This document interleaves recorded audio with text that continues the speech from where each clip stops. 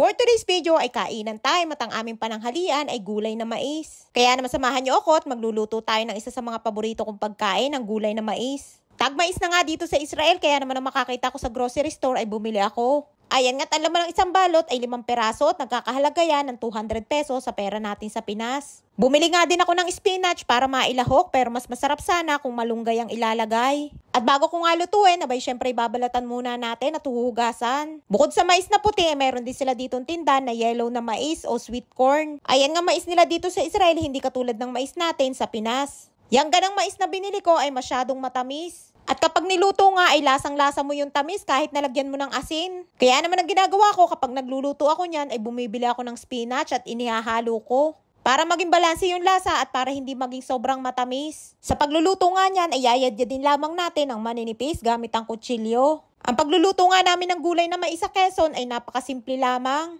At hindi rin kailangan ng napakaraming sangkap. Pero syempre tayo mga Pilipino ay may iba't ibang bersyon ng ating pagluluto. At ito namang aking bersyon na ito ng aking kinamulatan na natutunan ko sa aking ina. Ayan nga't pagkatapos nating yadyadin, ikakayudi naman natin yung natira sa busil ng mais para makuha yung katas. Sa ating nga sa Pinas, kapag nagluto ka ng mais, yung sabaw ay kusang lumalapot kapag niluluto. At dito nga sa Israel ay iba nga yung kanilang mais, kaya naman kapag niluto ay hindi lumalapot yung sabaw. Kaya naman may ginagawa akong ibang paraan kung paano palaputin ang gulay na mais kapag niluto. Dito nga sa Israel ay hindi uso sa kanila ang kumain ng malunggay, kaya naman ang ginawa ko ay bumili ako ng spinach.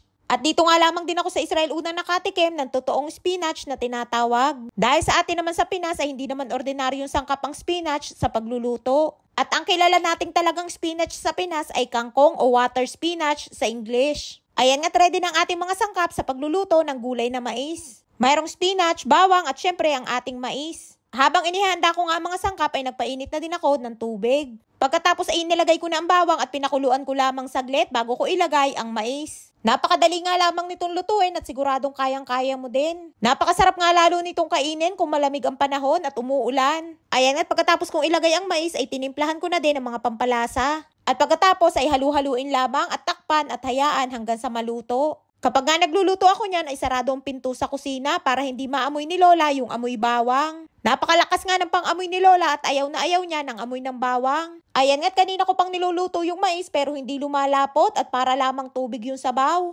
Ayan nga ang isa sa kaibahan ng mais dito sa Israel, kapag niluto ay hindi kusang nalapot. Kaya naman ang ginagawa ko para maging malapot ay hinahaluan ko ng cornstarch. Iba din kasi yung sarap kapag malapot yung sabaw at hindi parang tubig lamang. Ayan nga't hinalo ko nga lamang mabuti hanggang sa maging malapot yung sabaw. At pagkatapos ay inalagay ko na din ang ating pampinali na spinach. At pagkatapos ay halu-haluin lamang, kita nyo naman at iba na yung sabaw, malapot na.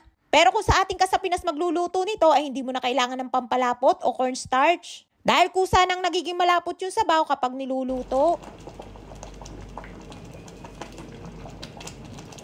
Ayan nga't luto na ang ating gulay na mais na mayroong spinach at ikinuha ko na agad sinili para palamigin. Napakasimple nga lamang na pagkain yan pero napakasarap naman at syempre healthy din. Pwede yang pang almusal, tanghalian at hapunan. At sa amin nga sa Quezon ay ginagawa din namin yung pang ulam sa kanin. Kain tayo ng gulay na mais.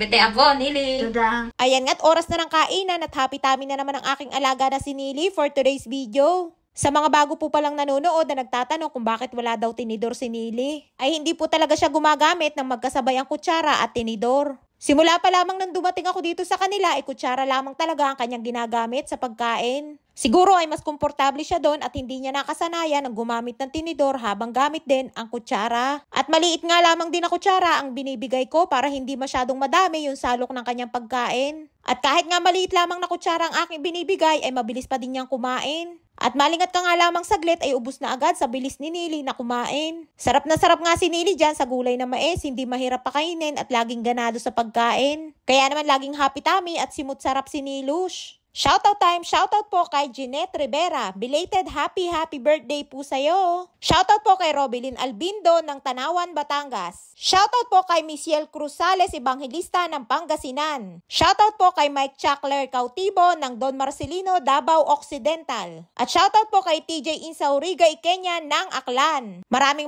po salamat sa inyong suporta at laging panonood. Mag-iingat po kayo palagi.